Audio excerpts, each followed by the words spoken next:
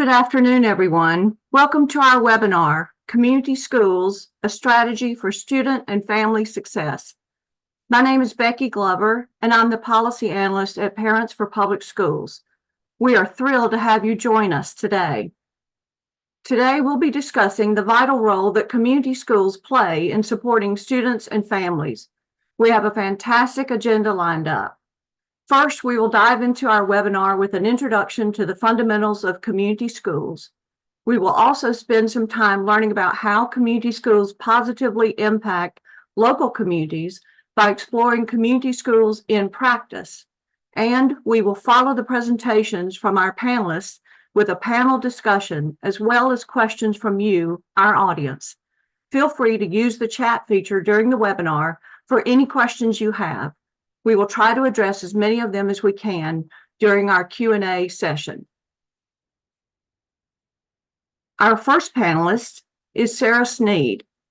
Sarah is the president and CEO of the National Education Association Foundation in Washington, D.C. She joined the NEA Foundation in February 2019 after almost 20 years with the Hartford Foundation for Public Giving, one of the nation's largest community foundations. While with the Hartford Foundation, Sarah served as Director of Education Investments, promoting educational equity and excellence with partners at the local, state, and national levels. Sarah also led the development of strategy and policy advocacy to close persistent educational opportunity gaps and improve student outcomes across some of Connecticut's highest need school districts.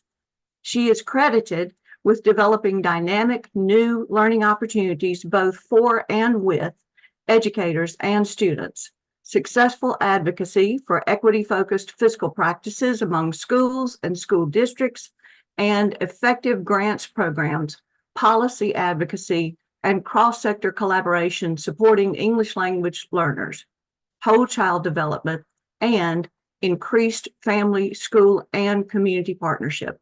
Her efforts resulted in the development of new infrastructures for teaching and learning in Connecticut, strengthened communities of practice, a growing cadre of regional leaders committed to educational and racial equity, and co-creation of several successful community schools alongside partners from the public, private, and independent sectors. Our second panelist is Alexandria Warwick Adams.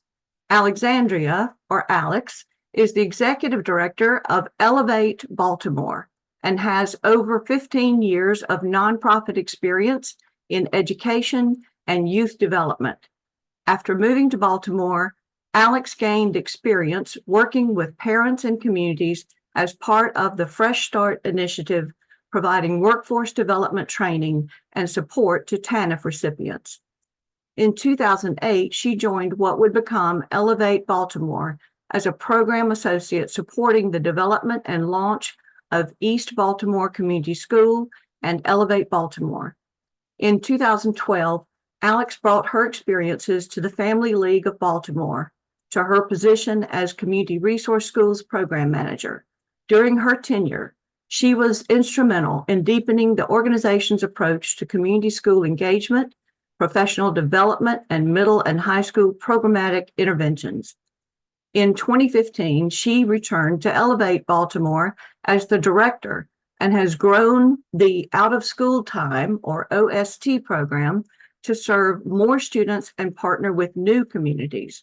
Under her direction, Elevate Baltimore became an independent 501c3 nonprofit organization in 2018.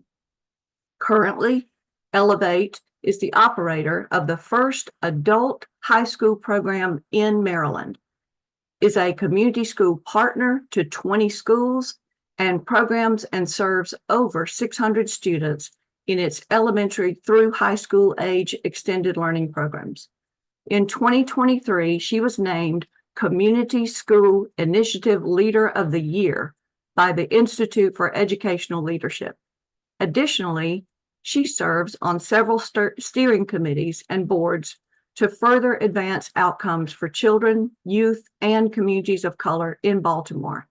Alex received her bachelor's degree in Child and Family Studies and certificate in Black Studies from Portland State University in Portland, Oregon. Her postgraduate studies are in public history, and she is the mother to 2 adult children.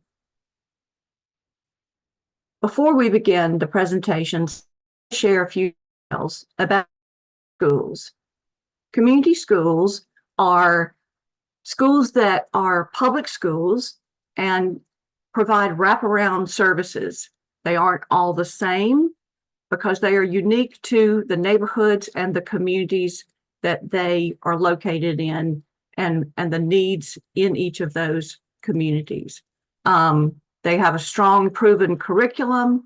They have high quality teaching, inclusive leadership, positive behavior practices, family and community partnerships, and community support services. They are not magnet schools necessarily. They are not private schools. They are public schools, but a new or expanded version of public schools. So let's explore this topic further by learning about the fundamentals of community schools. And I'm going to turn this over to Sarah Sneed.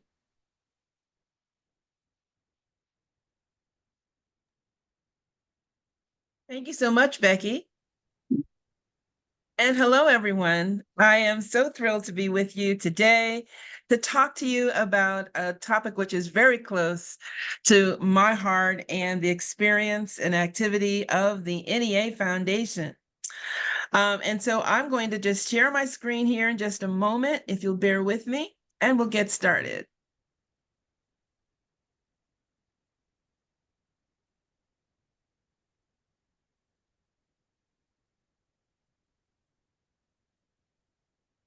Oops.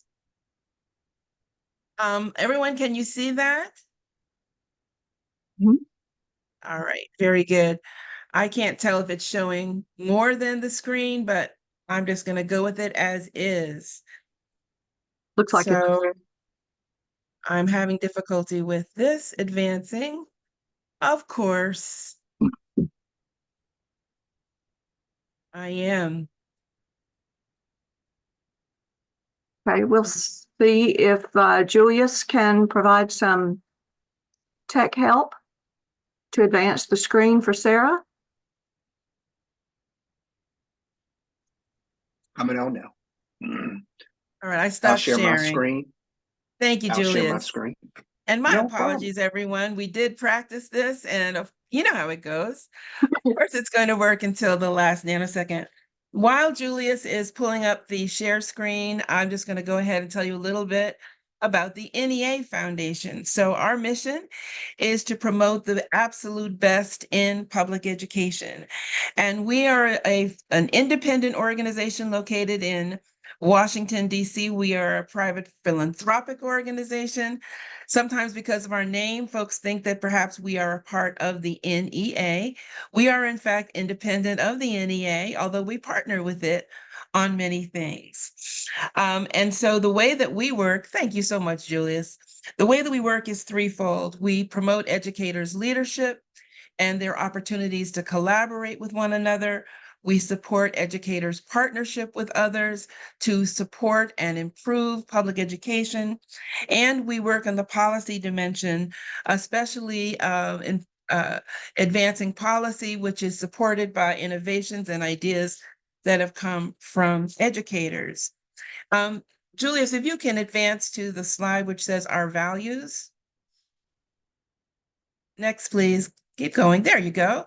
And so just want to flash these before you because these are the values which, in fact, have led us to choose investments in community schools as an exemplary means of achieving these values. Next slide, please. So why community schools? We know that educators and schools alone, as you see on this slide, cannot meet all of children's needs. And yet children bring their whole selves to school.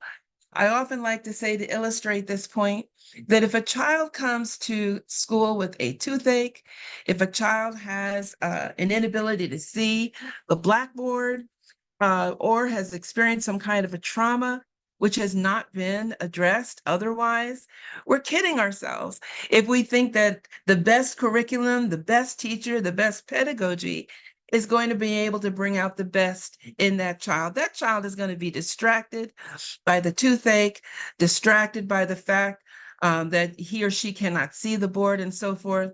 And so very simply, we'll go into this, of course, deeper in just a moment, but very simply, what community schools do is they recognize that we have to meet the needs of the whole child if we're going to give them the best educational experience and achieve the best educational outcomes. Next slide, please. And so as we have looked at various strategies, various means of meeting these whole needs of children, the whole person, the community schools strategy has come forward as one that has proven itself to make a tremendous difference in the lives of children, the educators, the school district, families, and even the broader community, as I'll explain in a moment. Next slide, please. Great. So this is a little video I'm going to show you. It's 2.5 minutes to explain a bit further what I'll share further. You can roll that beautiful gleam footage, Julius.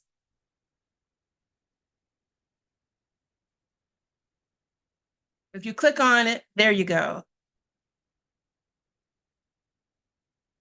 Just click on it.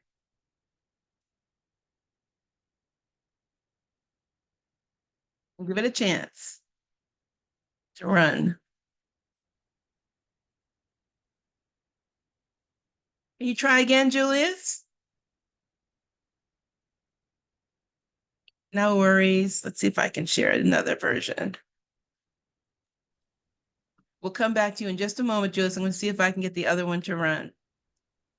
Okay. Well, it doesn't appear that I will be able to do so, which is very disappointing. So that video is not working. All right, let's go to the next slide. It's a great video, everyone. It was produced by, oh, there you go. Now try. Excellent. And you have to turn the sound on.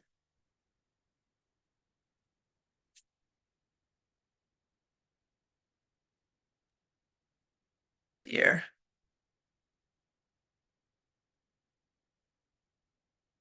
That's all right, Julius. Well, that's okay.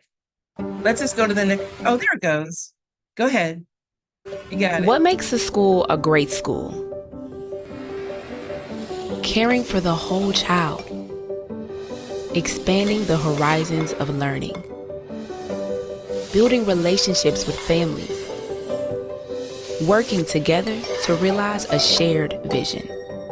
This is the school every student needs. This is a community school. Community schools are public schools that partner with stakeholders to create the conditions students need to thrive. Community schools can be found across the United States, and their numbers are growing fast. But what exactly makes a school a community school? They integrate student supports. Clinics, counselors, and other services ensure each and every student is ready to learn. They expand and enrich learning. Extended school days, summer programs, and real-world experiences help students reach their full potential. They engage families and communities. Partnering with residents to identify and meet community needs makes everyone feel safe, welcome, and involved in school. They lead in collaboration. Inclusive decision-making and peer learning builds trust among students, educators, families, and communities. When a school stands on these 4 pillars, it's a community school. Research supports this 4-pillar approach, but there's no one-size-fits-all model. Every community school is different because each community is different. Figuring out what it looks like in your community starts by getting actual community members involved. That's the full-time job of community school coordinators. They're the human bridge connecting all the partners and stakeholders that make community schools possible. So that's what makes a school a community school. Now, how do you pay for it? Startup costs like hiring a full-time coordinator can be raised from foundations or state and local governments. Tapping into existing funding and partnering with local businesses can bring in service providers. Sharing resources and staff with partners can help everyone do more. And as a community school becomes more established, leaders can advocate for budgets that sustain their impact and new funding to expand it. Every community school is different. What will yours be like? Get started at communityschools.futureforlearning.org. Fantastic. Let's advance to the next slide. And as we do, everyone, again, I want to make certain that there are a few things that we take away from the whole presentation. And the first is the community schools are not a program. It is not a programmatic strategy. What it represents is a strategy for the pulling together of partners to support student learning and student success, to support a school and a school district in achieving its goals. Next slide, please. So you just heard mentioned on the video that there are 4 pillars of community schools. Now, let me just address a little bit of a controversy. Some people say there are 4 pillars. Some people say there are 6 pillars. 4, 6, doesn't matter. The ideas are exactly the same. You will find in every school the practice of partnership between the school, families, and the broader community. And all will work toward having an ethic and a practice of shared leadership. This is all in the service of being able to offer extended learning and extended supports to children in and through the school. And so not everything that happens necessarily through a community school is school-based. It can be something that's located in the community, but it is all aligned and integrated to support student learning and student success. So next slide, please. There are some common features that you'll find in every community school, whether the founders and architects of it talk about 6 pillars or 4 pillars. What are they? The first is that decision-making through this partnership should be data-driven. It should be focused on a myriad of types of data inputs, not just the academic inputs, but data is even folks' opinions about what would be interesting, what would be in service of, support of the students in a particular school.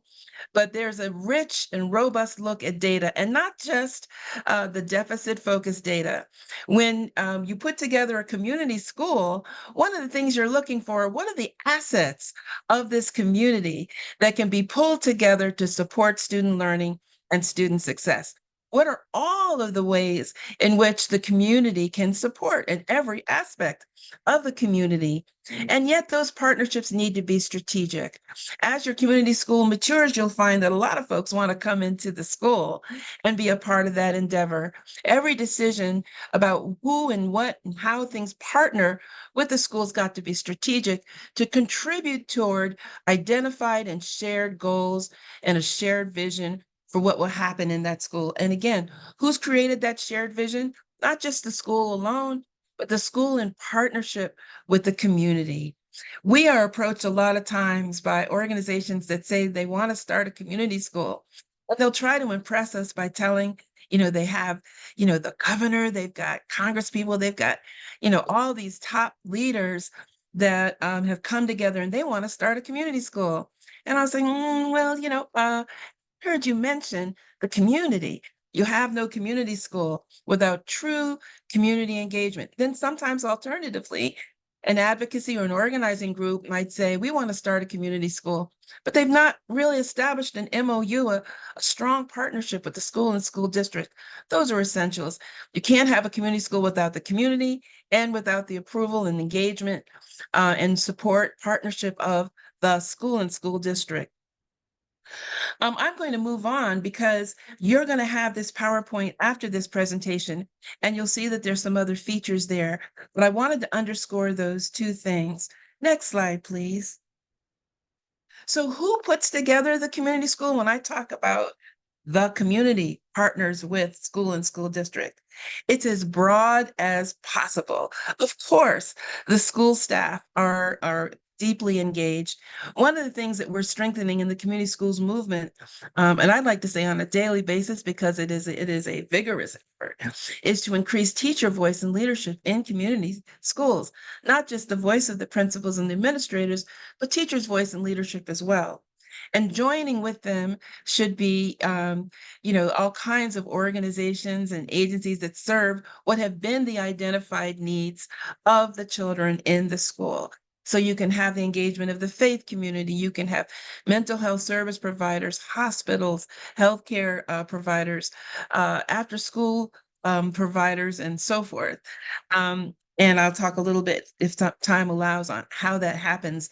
Next slide, please. So typically when you pull all these folks together initially, it's a challenging process. Why? Because to put together a community school requires a change in paradigm. First of all, change in practice. A lot of schools don't have a robust practice at the outset of partnering with others in the community. And people who are coming into the community may not have people from the community coming to the school may not have a robust understanding of, how a school operates and what are kind of the rules and parameters and so forth. So there's a lot going on when you first come together. But, ideally, there's a progression, as I'll share more about in a moment, where you're moving from that toward where there's a shared vision that has been created, a shared understanding of what are the goals, what are the priorities, what are we trying to achieve, what is it that we want for the children in and through this school. And as the process of dialogue and planning proceeds, typically over a little bit of time, right? You don't want to rush into creating a community school, because if you do so, you're doing that based on assumptions. It takes time to listen, learn, understand, trust your partners. And what are we trying to achieve together? Next slide, please. So there are these normative stages of a community schools development. You might hear this analogous to, you often hear things, nor, norm, storm, perform. I forget, form, norm, storm, perform. I kind of botched that. Basically, it's the same as on this screen here, where an effort is emerging and maturing, then it gets to an excelling stage, and then exploring. Why am I even pointing this out? Because it's important that you, among your colleagues and partners, appreciate from the outset that when you come up with this idea to create this practice of partnership, because it typically is not what has been in place, it takes a while for you to see benefits and the results. What we know is that as schools become community schools, there's a fairly predictable trajectory that will happen. First of all, through that collective effort and parent engagement and community engagement, the culture of the school typically will start to change. There will be intentionality about how welcoming is this school. Does everybody have an opportunity to feel that they belong in this school? What can we do together to create a sense of belonging and love and joy in this learning environment? So that takes a little bit of time, right? And working through what is our shared vision and so forth. And so that the trajectory will be, you see the climate and culture shift, then you'll see, because of the improved climate and culture, there'll be shifts in behavioral incidents, usually a significant reduction in truancy, improvements in attendance. And what do we know? Those are all the conditions for children they're not all the conditions, I just named a few, but those are some of the conditions that children need to excel at the school. Next slide, please. This next slide is really important because in the practice of partnership, you'll often find a set of partners that believe the others need capacity building, or what we call capacity building, right? So sometimes the school will say, well, we would partner, but the parents, we're not certain about the capacities of the parents to be contributors to student learning in this way, right? And then the parents might say, well, I didn't have the best educational experience. I'm not certain that I trust this idea of partnering with a school. So Karen Mapp at Harvard University came up with this construct for the US Department of Education called the dual capacity framework for student for family and school partnerships. I'm just checking my time here. And what it essentially conveys is that everybody in this enterprise is probably going to need capacity building. Parents for understanding the norms, expectations, operations, and so forth of the school, and the schools in their authentic practice of partnership with family and community.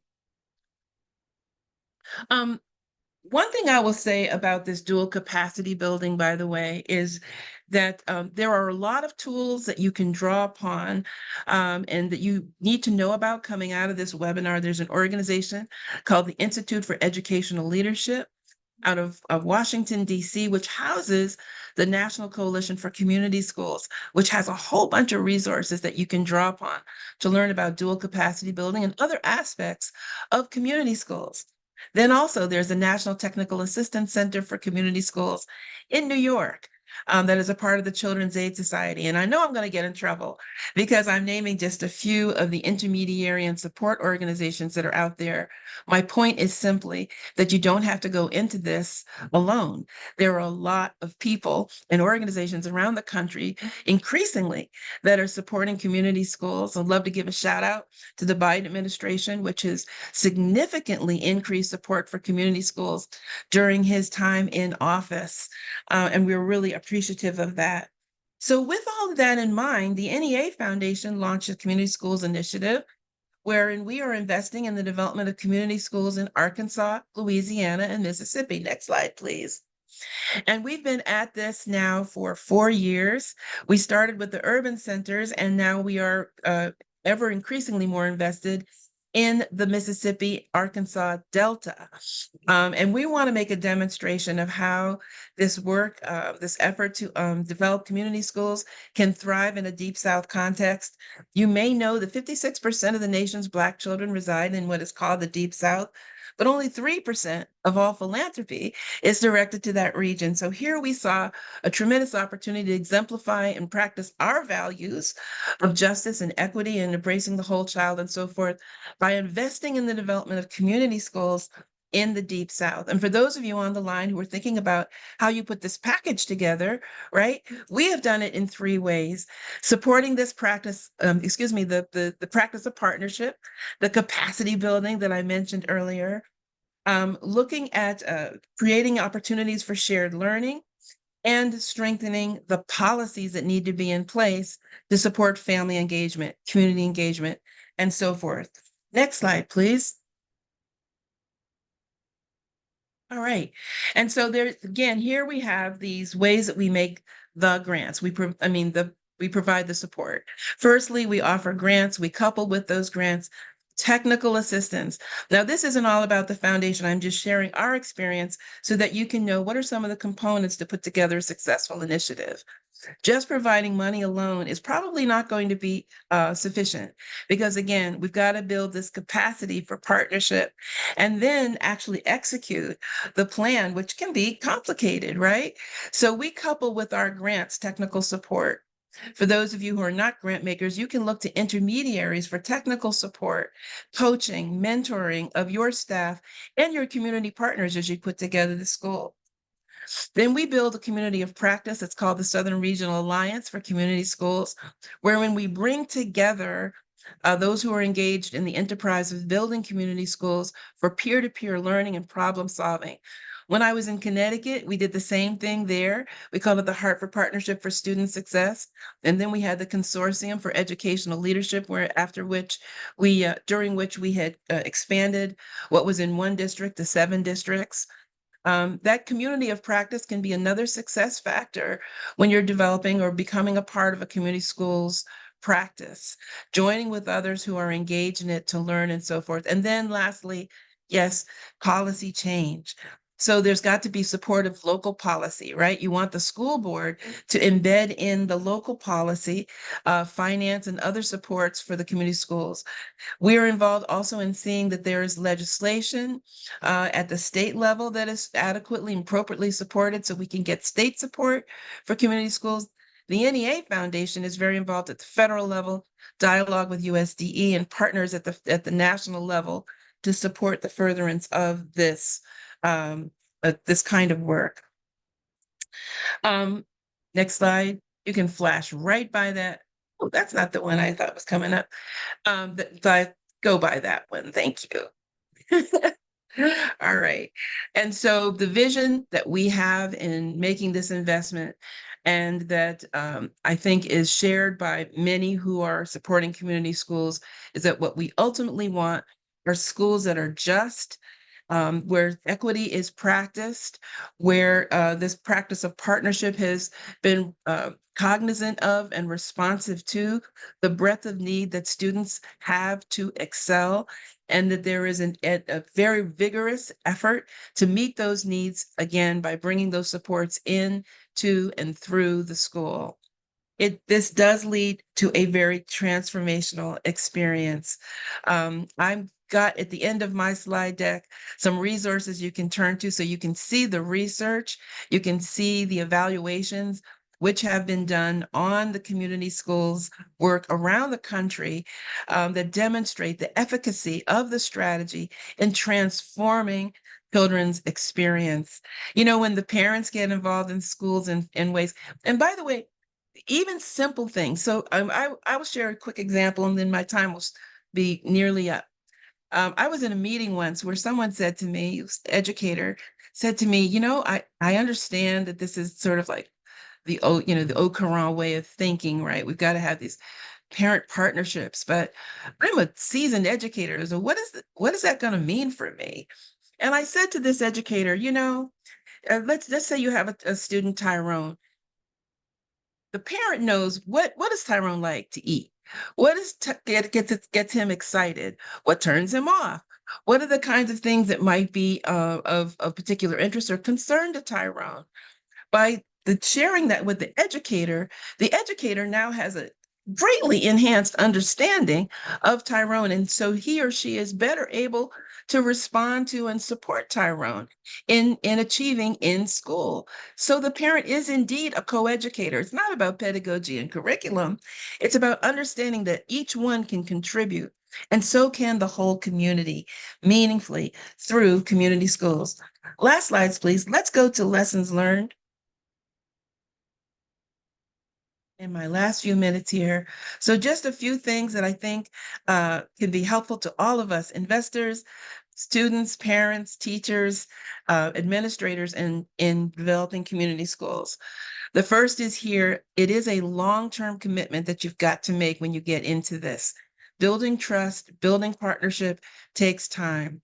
Then effectively weaving those partners into the fabric of the school, that takes a little bit of time, right? Ensuring that the decision-making around your community school is in fact data-driven. Looking at school metrics, looking at climate surveys, listening to the voices of students as a form of data, parents as a form of data, and letting that drive decision making. It's not a good practice that, you know, maybe the principal had a great relationship with this nonprofit down the street that offers after school, so let's bring in that nonprofit. You know, that might work for a minute, but as the school matures, and now, you know, there's funding, there's finance, there's political and other support for that school being a community school. Now it becomes a competitive process with other nonprofits wanting to be in that school, right? And so you want to make certain from the outset that all of those partnerships have been cultivated strategically and that there's data to support that it is the best decision that you can make. Exercising flexibility and adaptability is a core competency for anybody involved in developing a community school. There's your idea, but guess what? It's a big table, and a lot of other people have great ideas too. So learning how to be flexible and adaptable and responsive to various opinions is a critical competency for doing community schools. Next slide, please, and it is my last. I love this one, practice what you preach. There are a lot of organizations that say, for instance, they're committed to issues of equity and inclusion and so forth. So is that self-evident in the way you conducted a meeting, the way you pull together the meeting, who's invited, how they're invited, how they participate, and so forth? It takes internal work for all partners to really come to the table and authentically and effectively express and live out their vision and their values. I think I'll stop there. You'll see here, yes, that I've mentioned policy support is a critical aspect as you are developing the community school. So this has felt a little bit, we lost a little time there at the beginning, so I felt like I've raced through a lot of content, but I want to say that we're such fierce advocates for community schools.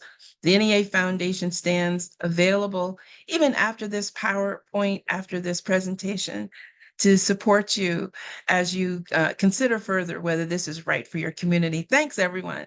I've really enjoyed sharing with you.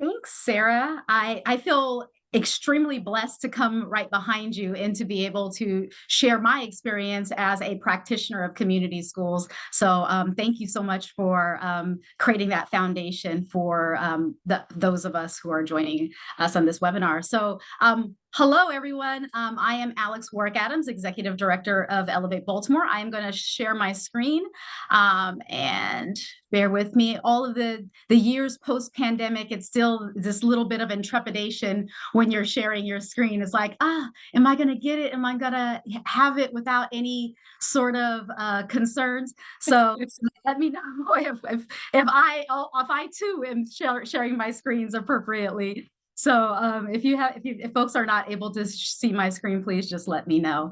Again, I just want to thank you all and thank community for allowing me to be here with you all and share my experience. Sarah did an amazing job of setting things up for me to just talk about what's it look and feel like to be in a community school, and what does it look like to have a community school coordinator. I have a very unique perspective, partly because I've been doing community schools for a very long time as a practitioner, but also I am a product of community schools. I actually attended the very first community school in Portland, Oregon, and I grew up with the community school strategy, lifting me up and propping me up and my family up. So although I didn't realize as a student at the time that I was in a community school and that I was taking advantage of these opportunities and services, I just thought I had a really great school. And I think that's really important to hold that as center to the work that we do as practitioners. And from a student's perspective, all I knew was I just went to a really good school and I felt really good and I had a lot of really great experiences. I like to say that a community school is a strategy where we create windows where there are walls. And for me, what that means is that we are breaking down the barriers. We're taking down the walls. We're demystifying what it is to be in a school. And that's really important because that helps families be further engaged with young people and with their school. It also helps community get better involved with the school. And it also helps partners have a different kind of experience and relationship with schools. It is exciting time where we are living in this country where we have a lot of momentum around community schools and a lot of folks that are really thinking about schools as the hubs of communities. We think about, other sorts of hubs and, schools used to be the center of communities, as were churches, particularly in the Black community where we have Black churches as really being center to the community in which we are working. So it is extremely important. So my slides, I have a few slides that I'm going to share with you, but I'm going to talk a lot about what it feels like to be in a community school. We know what the practice says. We know what the research says, and it's compelling in itself. But what does it feel like to be in a community school, and what does it feel like to have a community school coordinator with you every single day? First thing, I just want to just say that what I'm presenting is really about the work that Elevate does. And Elevate is a national strategy. If you want to learn more about Elevate, I could spend 45 minutes talking about the organization and the origins of the organization, but we really want to talk about what is it feel like to be a community school. So the first thing is a community school has a full-time school-based staff member working closely with school leadership. And that's extremely important. For the Elevate community school coordinators, we have coordinators that are sitting on the instructional leadership team that are working shoulder to shoulder, elbow to elbow with the principal every single day. And even though as an external organization, even in the school, folks don't always know that the community school coordinator is an employee of Elevate because we work so seamlessly together with school leadership. And that's extremely important but it's not something that happens automatically. And I'm not here to, give you all the fantasy of what community schools is. It is a hard thing to do. It is sometimes complex, but sometimes very simple and intuitive. But the very first thing is it's the relationship. The relationship that the community school coordinator has with the principal is extremely important. They are the liaison to those stakeholder groups, to the families, to the partners, to your advocates, to the community at large, and also to your students, helping to create spaces for those individuals' voice to be heard within the leadership and operations of the school. We saw in a couple of Sarah's slides where we're talking about this notion of shared leadership. And it's a hard thing to have because we know that principals are the kings and queens of their domain in school buildings. And sometimes that shared leadership is a little bit challenging on the onset. And it is a rub and a pull that sometimes has to happen.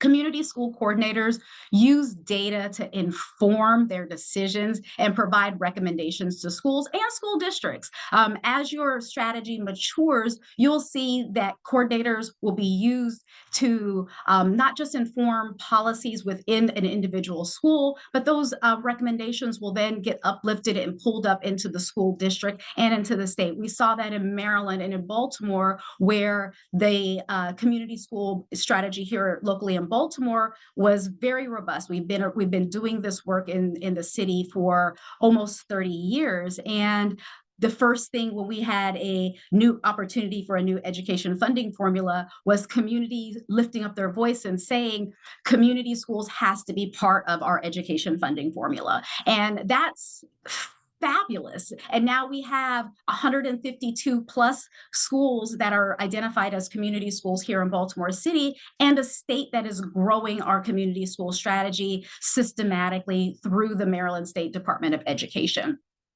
The community school coordinator also ensures that partnerships and opportunities are aligned with the school's needs.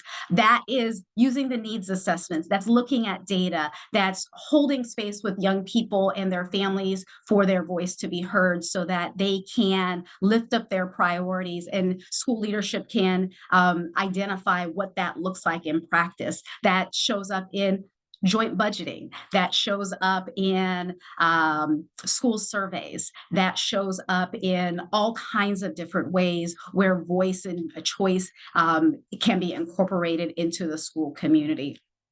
And I'll also just say that a community school coordinator really does have a bird's eye view of the school community. They are looking at everything. They're working with teachers, they're working with paraprofessionals, they're working with volunteers, they're working with school leadership, they're working with all of these individuals to, provide different perspective to the school leader and the operator of the school. Partnerships. We can't do this in isolation.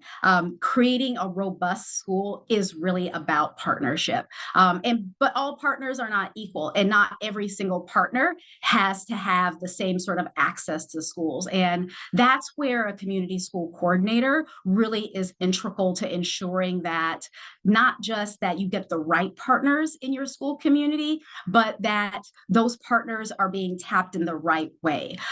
Some of the things that I like to lift up as an example of why it's so important to have a community school coordinator to work closely with your partners is around behavioral health. Here in Baltimore, we have a plethora of behavioral health partners that work in concert with our schools. And what we started to see when we started to look closely at the data was that a lot of these behavioral partners were working with the same type of students. And so the principal was always saying, we need more behavioral health partners. We need more partners in the building. And they had enough partners, but they weren't looking at the data in a collaborative manner to make sure that those partners were really working in collaboration to ensure that the entire school population had access to this kind of opportunity. And that's super important. And that happens in those coordination meetings. Here at Elevate, we call them our community school coordination meetings. If you are a 21st century community learning center, it could also be your steering committee. I am a fan of working smarter, not harder. So if you have an existing school body that is convening itself, how can you incorporate the community school strategy into that existing meeting, whether that meeting happens on a monthly basis or on a quarterly basis? It's super important. More meetings is nobody's priority, right? And nobody is looking to create space to have yet another meeting of the same group of people that may be having the same conversations, but we want to just orient them differently. Your extended learning partners. Extended learning is a huge part of community schools, ensuring that young people have access to after school programs, summer opportunities, mentoring, tutoring.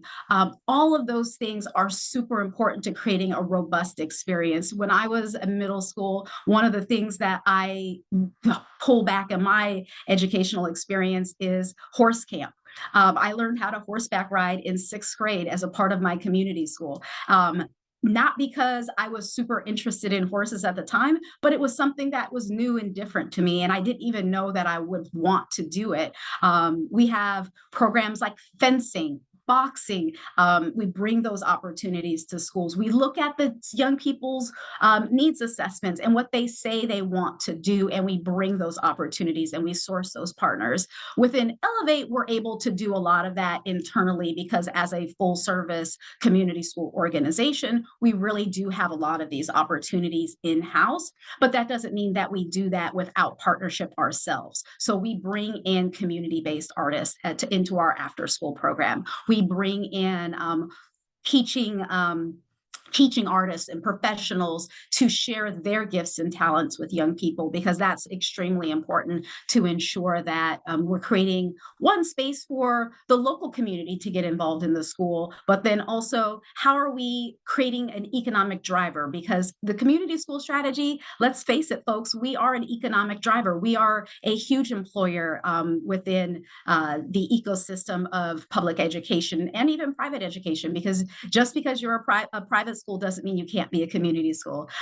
Any sort of configuration of a school can be a community school if the community has the will to make it so. You also want to make sure that your extended learning partners have a primary point of contact, which, you know, for an after school provider, and if there's any folks that do after school in the space, big ups to you all. You all do not always get the round of applause that you deserve, because it is hard work every single day to do everything that we do in the after school space and environment. But to have a primary point of contact in a school for space allocation, for coordination of parent events, for enrollment purposes, to ensure that you have access to student level data if needed based on particular funding sources, is extremely important. And you want to be able to work in collaboration to sustain those programs. I would say that definitely 21st Century Community Learning Centers is a prime example of how a community school can work in coordination with a after-school program provider to create a sustainable program opportunity, because it's about, working in collaboration to make sure that this opportunity doesn't go away with the funding. When Elevate first launched, I personally made a commitment to community, and it'll probably be my downfall in life, is that I don't break promises to community. I don't break promises to young people. I tend to not make promises in general so that I never have to go back on my word. But I did make a promise in East Baltimore that Elevate would not be an organization that would come in as grand opening, grand closing. And in Baltimore, we have a history of that. We have a history of national demonstration models. We have a history of pilot projects where where folks are coming in and parachuting into communities with grand plans and great ideas, and not always with malice in their heart. But how do we create sustainable opportunities where families can depend on these opportunities being there, and they know that this is the school that has these robust opportunities programs for their young people, and that's extremely important. Parent engagement. I love the story of Elevate. We have grown our parent leadership. We call them Elevate Power Parents within our organization. Our power parents are a force of nature. They have grown up in our strategy to become teachers, paraprofessionals, sit on the school board, run for elected office, chair their neighborhood associations, all because they got this first opportunity of leadership within their child's school and had an organization and some folks to pour into them and give them the space to be leaders and hold that opportunity for themselves to say, these things matter to me. And also to have a school that says, you matter, your voice matters. This school is your school. And, here in Baltimore, I get a lot of flack for saying that, the schools belong to the families, and these are not our buildings. Teachers will say, this is my classroom, and I will counter that and say, it's actually the children's classroom and it's the family's classroom. We are stewards of those spaces, and we need to steward those spaces in a responsible and collaborative manner. But they belong to the families and the communities in which the school is charged with serving and educating. Community school coordinators often lead our school family council or organized parent group or parent teacher organization.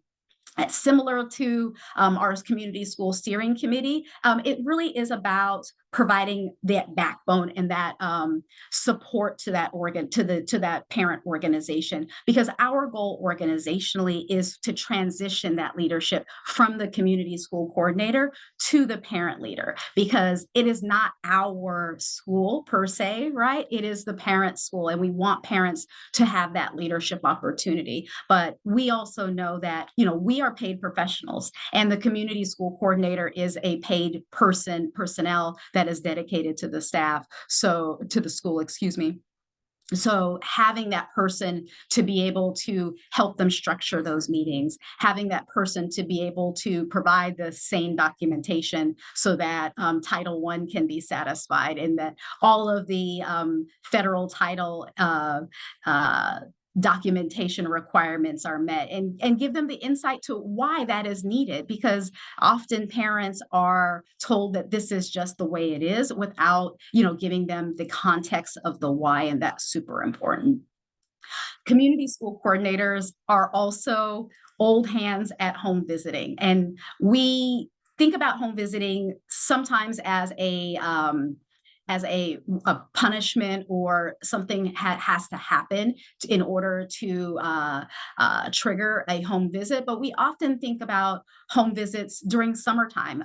My community school coordinator staff does a ton of home visits in the summer as relationship building opportunities. They get those lists of new students who are coming into the school, and they're wanting to build that relationship, wanting to share their resources, to drop those door knockers on the doors and say, hey, you were visited by your Elevate Community School coordinator at Thomas Jefferson Elementary School, at Arundel Elementary School, at Youth Opportunity Academy. And we're just here to share these resources and opportunities with you. And if and when the time arises where you need us, here's our contact information. And so it creates that space of trust that Sarah was talking about, when we have that secondary trauma that a lot of our families have and carry with them because they did not have an amazing educational experience when they were in school, and they carry that same trauma and that hurt with them as they are now having children and are parenting those children, and often sending them to schools that they went to here in Baltimore. We have legacy families where we have family members who have gone to the same school for generations and have had negative experiences. And so when their child gets to the school, they already come with, that kind of negative attitude that the school isn't going to care about me. My child's teachers aren't going to care about me. And the community school coordinator can be that liaison to say, yes, that harm was done to you, and acknowledge that pain. And we do that through workshops, and we do that through restorative opportunities where we can repair harm. We have to acknowledge that harm before we can repair it. We also want to make sure, Sarah talked a lot about, the opportunity for parents to be joint educators in their child's education. For us in the organization, we call that linkages to learning, and we provide a plethora of workshops that are really about the linkages to learning. What is the parent's responsibility and opportunity that you can create in your home to connect the learning that's happening during the school day at home? And then also the next level of that work is then, how do we connect the after school programs? How do we connect the rec centers? How do we connect those community-based organizations that are providing resources and opportunities so that they are also connecting the learning, so that it's everything is being reinforced? And I talked about the leadership development that is super critical to ensuring that parents feel like they are active participants in their young people's education. But I would also pause and say that it's not just about parents.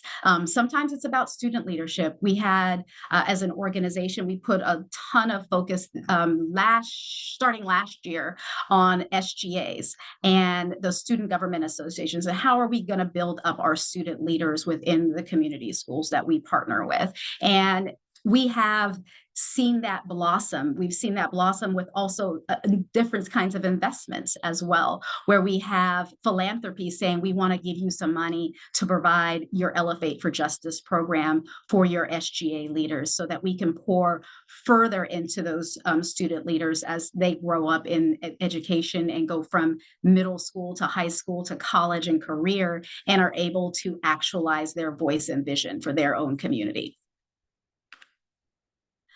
When I first started this work here in Baltimore and took over the strategy within the Family League, the community school coordinator was called a community resource coordinator. And primarily because these areas of work that's part of the community school strategy was really the focus. We're talking about, what we call iteration 2 of the community school strategy here. It was farms forums, it was food pantry, it was those, survival services that we think about for families that are living in concentrations of poverty, that are dealing with the legacy implications of systematic racism and historic redlining, which Baltimore is a leader in that space when redlining was first being enacted in this country. But still, we have community school coordinators that are the food pantry liaison. They're working with the Maryland Food Bank to make sure that the food pantries are stocked. They are working closely with the community and the parent leaders to ensure that the food pantries have access. And, we saw that happen a lot in the community school strategy during the pandemic. adult education. For us here at Elevate, it's around the adult high school program and GED, but also school-based health. When Elevate first launched, we were part of the driver for ensuring that level 1 school-based health centers were built in schools. And then we also provide workforce development, and the community school coordinators do that work as well. Volunteerism, I cannot stress enough the importance of coordinating your volunteers. For a school that says they need volunteers, having a community school coordinator, they're ready to be able to coordinate those volunteers, provide structured opportunities, train them, provide feedback. For us here in Baltimore, volunteerism is a way to boost up resumes and build skill sets for those family members that are re-entering the workforce. So it's an extremely important opportunity for them to stay connected and give back to the school, but then also to build those critical skills that they need to go back to return to the workplace. And then also the liaison for those anchor institutions and opportunities for coordination within service learning. For us, we are a lead agency. Here in Baltimore, we have a lead agency school district kind of hybrid model, but for a very long time, it was a solely lead agency led opportunity. And the lead agency model does provide some opportunities for schools, and there's, a give and a take, right? So, we hire the community school coordinator, but I have the latitude of doing resource development, both public and private resource development and corporate sponsorships. Without kind of double checking with the school system. I don't have to, run all of those things by the school system. I can work very closely with our principal partners and say, what are your needs? And then we go out and we raise the money and we bring those opportunities. One of those examples of opportunities, we are taking 36 young people on Monday morning to New Orleans on college tours. So we are excited to be able to fundraise. Those kinds of opportunities come at a cost of about $1,500 per student, and that comes at 100% no cost to our families, because that is our mindset and our value as an organization. But it also provides an opportunity to play inside-outside game, because although we work very closely with the school system, sometimes that requires us to push. That we push the system, we push the school system, we push our local government and our state government, and then also at the federal level.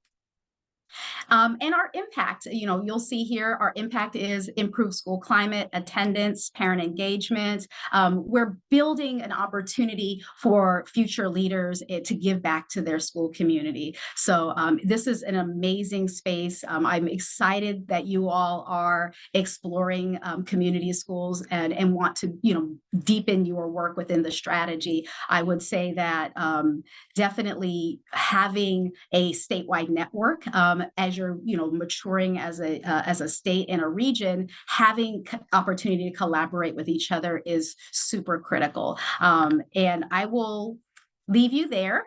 Oops, hold on there, Nellie. I think I lost myself.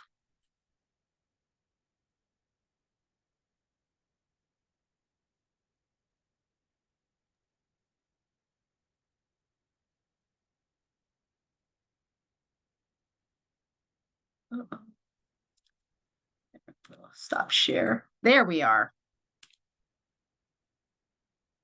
All right. And that takes me to the end of my remarks.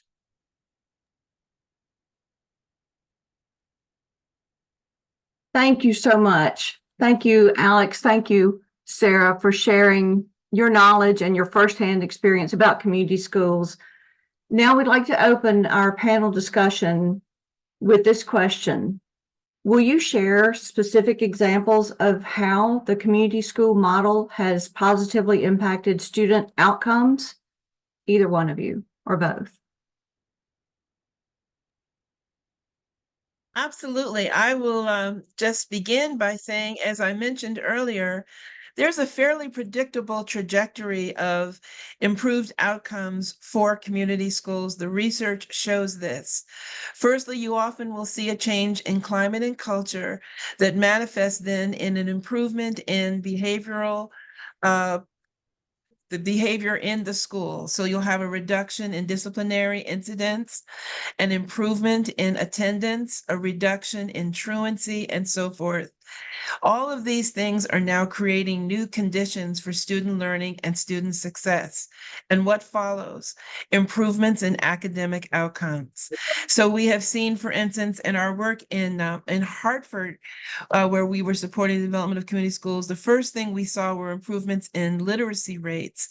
And interestingly, in particular, we saw improvements in math among students in special education. It was a very interesting outcome. But the academic gains follow closely behind the conditions for student learning and student success. So those partners create those conditions, and then you see the outcome. Only thing I would definitely add is that, satisfaction is super important for us here in Baltimore. We had a high mobility rate, and students were kind of moving all over the place. Families were trying to find the best space for their child. But when you start to have higher satisfaction, both at the student level, the parent level, and the teacher level, you start to be able to create the space where there's continuity within the educational experience. So young people are able to stay in the same learning environment. Teachers are happier when there's a community school, so they are not kind of moving around trying to find their best fit, and parents aren't shuffling their children around trying to find the best opportunity. So that's something that we have seen a tremendous impact with the community school strategy here locally. And forgive me for jumping in again, but I want to point you to a few places as well. There's a RAND study on the outcomes that can be expected from a community school strategy. And also, you can drive to the website of the Learning Policy Institute out of California, which has published a lot of the research studies on community schools. Okay, thank you. And we will be sure to include those in the resources that we provide to the audience. So, what are some best practices for ensuring the long-term success and sustainability of community schools? Want to go first this time, Alex? Problem. Braided funding. I cannot stress that having one funding stream is never going to be your friend. So definitely do the advocacy to ensure that there are public dollars identified and dedicated to the community school strategy for the sustainability of your coordinator. But the strategy is more than just the one FTE per school of that person. It's the entire continuum of supports for the entire strategy. Get your local philanthropic organizations involved and get your business partners involved. It is amazing opportunity when you start to see corporate sponsors getting behind the strategy. Absolutely. That's great, Alex. And I might add to that, keeping it fresh. You don't want it to be that you did a needs assessment in 2020 and now it's 2027 and you're still referring back to that plan that you developed in 2020. The student population is turning every year. Things are happening different in the community every year. And you want to stay au courant, you want to stay responsive to, cognizant of, aware of what's going on in the community that can be taken advantage of to support student learning and student success. And what are the changing needs of your students? That's great. And because we were just talking about funding, I'm sure that probably ties right into the next question, which is, what are some challenges faced when implementing the community school model and how were they overcome? I'll start this time. I just want to say and very strongly affirm that a lot of times folks think that this is cost prohibitive. In fact, a lot of the mental health, wellness, dental, and vision, and those kinds of supports that can be brought into the school are paid for by third-party reimbursement. Secondarily, a lot of times nonprofits in the community are trying to increase, excuse me, I shouldn't say nonprofits, nonprofit organizations are trying to increase their reach to be able to really benefit the constituency for which they've been established to serve.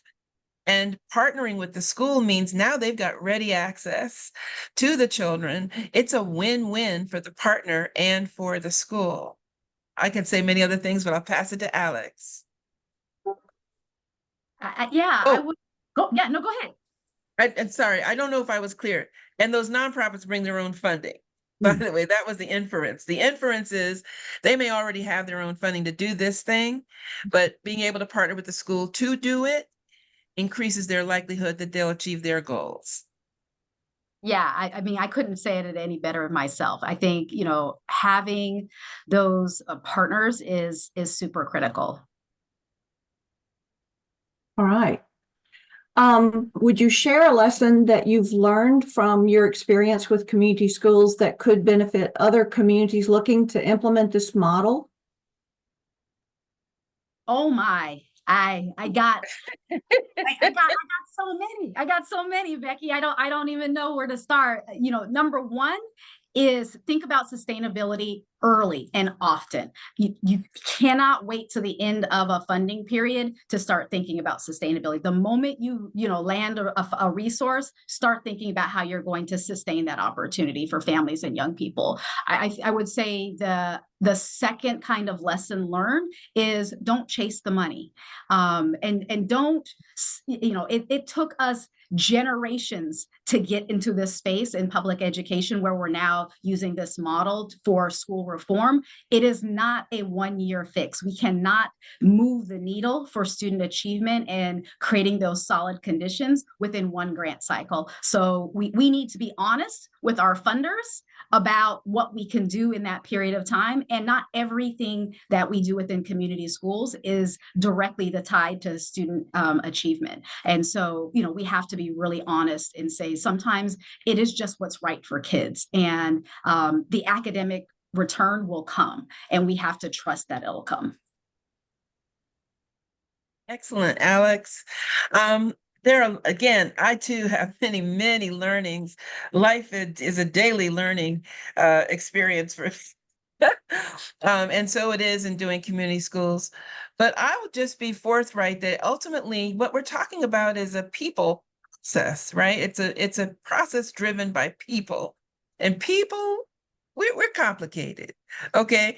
And so when we come to the table, we bring our egos, we bring assumptions, we bring relationships, sometimes broken relationships, all of these things. Let me tell you, people will readily agree to the vision very often, but then yet not be able to move forward. Why? Because of personality and political conflicts that exist in the group. And so I could tell you, I was a part of building a community school cohort in a place where that was where we started. We brought together 4 organizations which had breached relationships, and yet we were determined to put kids first. And so, I say even now to the Southern Regional Alliance for Community Schools, stay at the table. There will be conflict. There will be times when you feel like you're in crisis because perhaps the thing to your heart is not the thing that the rest of the partners want to do or can do. Stay at the table. Just be able to endure and build trust and build relationship. It takes time. But I think front and center always in helping people to get over themselves, if I might be completely forthright, is, what are you in this for? Is it about you? It's not about you. It's about the children. What is in the best interest of the children? What's in the best interest of the community? And staying focused on that and reminding yourself, oh yeah, that's what this is about, helps everyone to get past what can be some thorny, there will be thorny moments because they're relationships. All relationships have thorny moments. Get over it. Stay at the table. Keep moving because it's what matters is children. That's excellent. That's great advice for a lot of different people involved around education. So last question before we go to the interactive part and look at the questions that our audience has been asking. our last question right now is, how can communities advocate for the establishment or expansion of community schools in their area? So from the community perspective. Vote, vote, vote, vote, vote. Let me tell you, one of the things I love about community schools is that at the heart of it, we could talk about the practice of partnership. But what is the practice of partnership? It's democracy in action. I mean, it's another reason why we at the NEA Foundation love community schools. They are the embodiment of democratic principles. But if you're going to support, and that's democratic as democracy, political parties, heaven forbid. No, in fact, by the way, let me just interject. One of the beauties about community schools is that they enjoy broad bipartisan support, which has really been helpful to us as we have moved the movement forward. So I went a little bit afield. I'll turn to Alex and then come back to it. Yeah. So what I would definitely add is the community. Get your community involved. This strategy is hyper local, and when you have young people and families championing it, your elected officials must follow suit, and that's part of the beauty of that advocacy space and that leadership development opportunity, is that they start to realize their own personal power and the power that they carry, both with the vote and also with pressure and putting folks on the spot. The best things I've seen when we've been in political cycles is when a young person said, "But what are you going to do for my community school?" to somebody who's running. And then the family member follows up and is like, "But are you going to write that down? Are you going to put that in writing?" And it's great because I get to stay agnostic to it and still, keep all of my relationships and have that delicate balance. But, the reality of it is we did our job. They've realized their power, and they know that they have the power through the vote to put somebody in office and get somebody out of office. Great. Okay. All right. So we're going to move on and take some questions from our audience. And our first question is, since ultimately the ideal is for students to become self-sufficient and contributing citizens, are either of the panelists able to identify any community schools that are engaged with industry partners who provide career-related experiential learning as part of the curriculum to help ensure students graduate workforce and college ready? The beautiful answer to that question is that that's not at all uncommon. Not at all. There are many community schools that partner with corporate and I can speak English, corporate entities, business entities, and so forth, especially in the interest of the developing the future workforce and ensuring that children are career and college ready. People come into the community school space sometimes with different priorities and preferences, right? So some of us talk, for instance, about the issue of bringing equity and justice to the table. There are a lot of people who come into the community school space who understand that ultimately we're preparing the future workforce. And so those partnerships are intentionally cultivated with surrounding businesses and corporations to ensure that, in fact, the students graduating from those schools have the competencies that are necessary to thrive in those contexts. So absolutely. And I will say relatedly, a lot of community schools have relationships with universities and colleges toward that end. There, in fact, is the so-called university assisted community school model, wherein very intentionally from the outset and throughout, there's a local college, a local university that has come alongside, and typically that happens with a special focus on workforce preparedness. Yeah, I would definitely echo that. Engaging your local colleges and universities is a great strategy, but also an undertapped resource is your extended learning programs, your after-school providers. Here in Baltimore, we use our statewide after-school network to tap into the CTE opportunities for middle school and high schools, so that our after-school programs are aligned with the college and career readiness standards. And that's what we are doing organizationally, and that's what we're pushing for, because it is about an inside outside game. So, we're working with the school system to bring additional partners to make that experience during the school day more robust. But we know that young people are experiencing educational opportunities out of school time hours as well. So how are we making sure that those partners are aligning their strategies and opportunities to those CCR standards? Great. That's good. And that's an opportunity for the community to even learn what those standards are. Okay, our second question is, how have the efforts in shared governance of schools or collaborative leadership of schools been met in the communities where community school models thrive? So how have the efforts in shared governance of schools or collaborative leadership of schools been met? So I would say, as example, in the Elevate schools, it's the relationship that we have organizationally with our principal partners. It is, the late night texts that I get from principals that say, I had a great idea. And it's the late night text I send to principals say, I have a great idea. Would you be willing to try this with us and walk this pathway with us? It's a push and a pull. It's, true partnership is about, a give and a take. And I talk a lot about the difference between a partner and a vendor. And we want to be a partner to our schools, not a vendor. A vendor they do what they're told, they're paid for a service, and they keep it pushing. We're a partner, and a partner wants to work in collaboration to make it better. And it's hard. It's not always easy, but when you spend time and build trust, you can get there. And I would just want to encourage you, it is a developmental process, but there are things that you can do to facilitate the growth of that partnership. So for instance, is just one example, I talked about the needs assessments. It's not a common practice, but it's very powerful when a school engages its community partners and families, parents, and, in a deep conversation about what do these outcomes really mean? There's a conversation about what the data is actually communicating. And parents might have a perspective about what that data is communicating differently than maybe the classroom educator. But coming together to share those different perspectives and understand that they're all valid because they come from, a space of wanting to create good for children.